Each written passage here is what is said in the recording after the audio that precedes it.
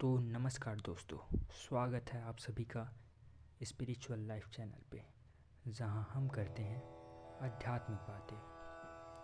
तो आज हम 12 ज्योतिर्लिंगों में से प्रथम ज्योतिर्लिंग के बारे में चर्चा करने वाले हैं। यह ज्योतिर्लिंग है सोमनाथ ज्योतिर्लिंग। यह ज्योतिर्लिंग भारत के पश्चिमी छोर पर गुजरात नामक प्रदेश पर स्थित है।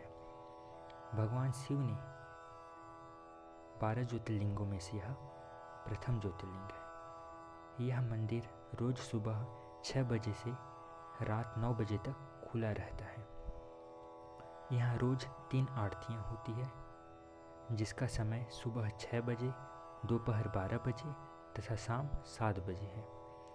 वास्तव में 64 ज्योतिर्लिंगों का उल्लेख मिलता है, परंतु उनमें से 12 को प्रमुख माना गया है। वैसे तो इस मंदिर के पीछे बहुत सी पौराणिक कथाएं हैं, पर आज हम आपको इस ज्योतिर्लिंग की उत्पत्ति के बारे में बताने वाले हैं। तो चलिए इसकी कथा आरंभ करते हैं।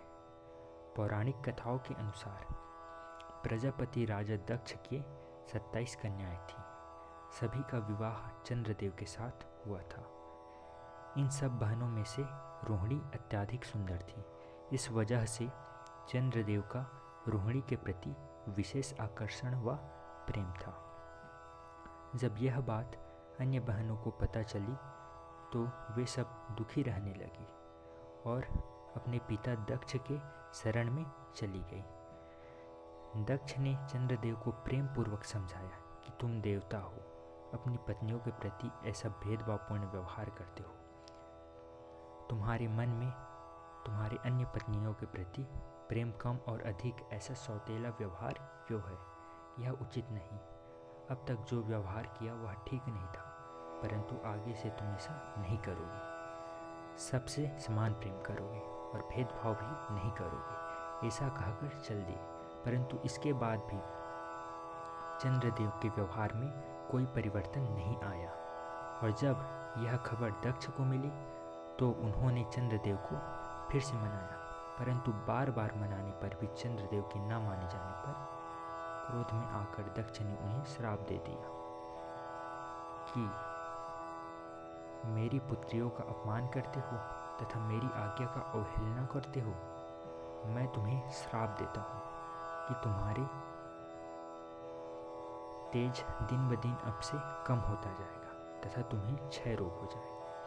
श्राप पाते ही चंद्रदेव ने अपना सारा तेज खो दिया और चारों ओर हाहाकार मच गया। इसकी खबर जब देवताओं तथा ऋषियों को मिली तो वे सभी ब्रह्मदेव से मदद मांगने के लिए चले गए।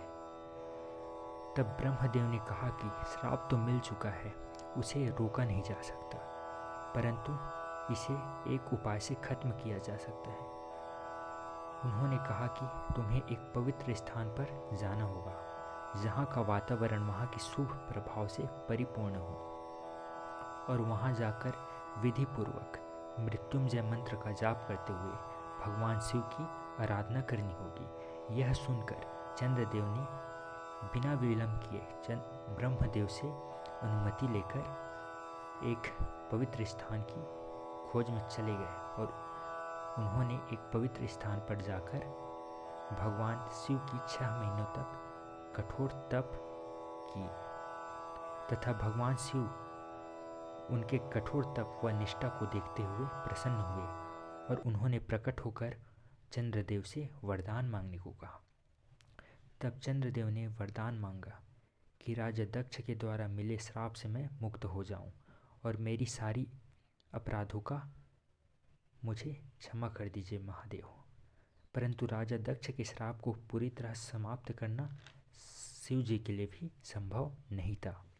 अतः उन्होंने बीच का मार्ग निकाला और चंद्रदेव से कहा, एक माह में 2 पक्ष होते हैं, एक कृष्ण पक्ष तथा शुक्ल पक्ष। उनमें से एक पक्ष में तुम निखर जाओगे व दूसरे पक्ष में क्षीण हो जाओगे। यही कारण है कि चंद्रमा माह के एक पक्ष में बढ़ते हैं और दूसरे पक्ष में घटते हैं।